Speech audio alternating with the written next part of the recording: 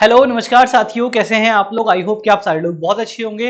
वो नन्हे मुन्ने सैनिक जो तैयारी कर रहे हैं सैनिक स्कूल में जाने के लिए, उनके लिए इन्फॉर्मेशन बहुत अच्छी होने वाली है कि आज मैं यहाँ पे बताने वाला हूँ कि अगर आप सैनिक स्कूल 2025 का एंट्रेंस एग्जाम का फॉर्म भरने वाले हैं तो क्या इंपॉर्टेंट डॉक्यूमेंट्स आपके पास होने चाहिए जिसके बेस पे आप अपना AISSEE 2024 का फॉर्म को कंप्लीट कर पाएंगे। ठीक है, तो फटाफट से अगर आप इस चैनल पे नए हैं तो फटाफट से जुड़ जाइए, क्योंकि हर एक इन्फॉर्मेशन अब आपको इसी चैनल पे मिलेगी, चाहे वो JNV की हो, चाहे आपकी होने वाली है किस चीज की, चाहे आपकी जवाहर नवोदय विद्यालय की, चाहे आपकी सैनिक स्कूल, चाहे राष्ट्रीय मिलिट्री स्कूल की हो।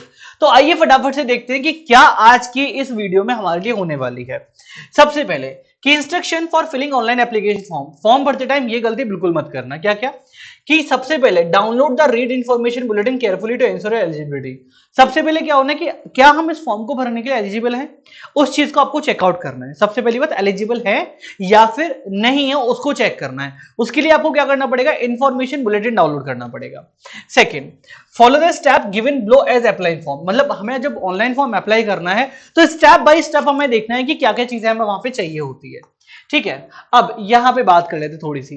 अब जब हम फॉर्म फिलिंग करेंगे तो सबसे पहले हमारा क्या होगा कि हमारा जो सिस्टम है वो क्या करेगा, एक एप्लीकेशन फॉर्म जनरेट करेगा। ठीक है, क्या करेगा, एक एप्लीकेशन फॉर्म जनरेट करेगा।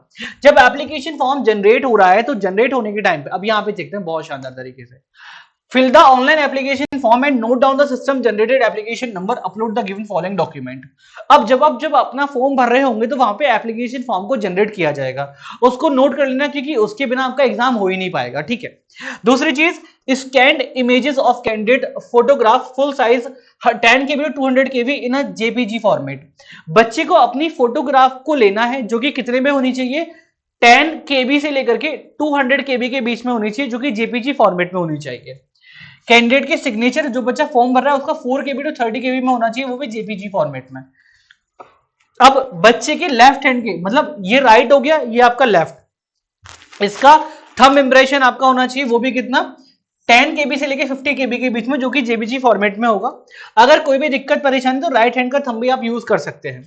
डेट ऑफ बर्थ आपकी होनी चाहिए जो कि कंप्लीट कंपेटेंट अथॉरिटी आपकी जो मांगती है 10 से 12 साल और 13 से 15 साल क्लास 9 के लिए। ठीक है, डोमिसाइल सर्टिफिकेट जो कि आपका मोस्ट इंपॉर्टेंट है। डोमिसाइल सर्टिफिकेट ये हर एक बच्चे का, जनरल बच्चे जो होंगे, जनरल क्लास में जो बच्चे आते हैं उनका सर्टिफिकेट नहीं लगने वाला, लेकिन जो बच्चे OBC कैटेगरी में आते हैं, SC कैटेगरी में आते हैं और ST कैटेगरी में आने का काम करते हैं बच्चों, उनका डोमिसाइल सर्टिफिकेट बहुत जरूरी है। ठीक है, cast community category certificate if applicable, अगर आप SC ST और OBC कैटेगरी से बिलोंग करते हैं तो ये आपका होना चाहिए, जो कि मोस्ट इंपॉर्टेंट है। डोमिसाइल बेटा सभी का लगेगा, सॉरी जनरल कैटेगरी वालों को डोमिसाइल लगेगा, लेकिन कास्ट सर्टिफिकेट जनरल वालों को नहीं लगता है, सिर्फ किसका लगेगा भाई, OBC वालों का लगेगा और SC ST वालों का लगेगा। ठीक है, सर्टिफिकेट, अगर आप इससे पेरेंट्स के बच्चे हैं जो एक्स सर्विसमैन के रह चुके हैं तो उसके लिए आपको क्या चाहिए बच्चा, उसके लिए आपको चाहिए कि certificate of service for defence category serving and PPO for the ex serviceman if applicable. ठीक है, certificate from the principal certifying that applicant is studying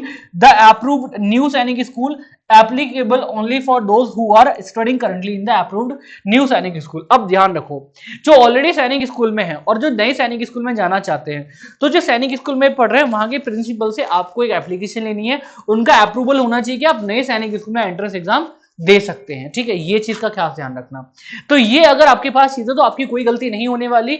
आप पूरी चीजें एक बार देख लीजिए कि सबसे पहले बच्चे की फोटो होनी चाहिए, बच्चे के सिग्नेचर होने चाहिए, बच्चे का लेफ्ट थंब होना चाहिए, इसके बाद कि बच्चे के पास सर्टिफिकेट होना चाहिए, डोमिसाइल सर्टिफिकेट होना चाहिए, कास्ट सर्टिफिकेट होना चाहिए, सर्टिफिकेट ऑफ, अगर आप एक्स सर्विसमैन है तो उसका सर्टिफिकेट आपके पास होना चाहिए, और जिस स्कूल में आप पढ़ रहे हैं वहां के प्रिंसिपल का अप्रूवल होना चाहिए कि आप नए सैनिक स्कूल में पढ़ने के लिए तैयार हैं। तो कुछ ये डॉक्यूमेंट्स आपके एग्जाम में लगने वाले जो कि आपके मोस्ट इंपॉर्टेंट होने वाले हैं। ठीक है, अब यहां पे फिर क्या होना है, जैसे आपने भरा सारी आपका रिक्वायरमेंट आ जाएगा, उसमें क्या करना है, आपको फीस सबमिट करना है, और फीस सबमिट करने के बाद तुरंत जब एप्लीकेशन फॉर्म हो जाएगा तो वहां पे आपको क्या होगा बेटा, आपको प्रिंट आउट निकाल के दे देंगे, और प्रिंट आउट आपको एक तो दो फॉर्म में लेना है। प्रिंट आउट आपको दो फॉर्म में लेना है, एक तो PDF फॉर्म में जो आपको फोन में सेव करना है, दूसरा आपको print out paper hard copy लेनी जो कि अपने पास संभाल के रखनी है, क्योंकि अगर ये मिसिंग हो गया तो आपका एग्जाम देना मुश्किल हो जाएगा। तो इन चीजों का आपको बहुत ज्यादा ख्याल रखना है, ये गलतियां भूलकर भी नहीं करनी है। ठीक है, तो कैसी लगी अपनी वीडियो अच्छी लगी तो लाइक कमेंट शेयर करें, अगर जुड़ना है और इन्फॉर्मेशन चाहिए तो फटाफट सब्सक्राइब वाला बटन क्लिक करें ताकि पहले नोटिफिकेशन आपके पास आ जाए। Thank you so much, bye bye, take care, जय हिंद, जय भारत।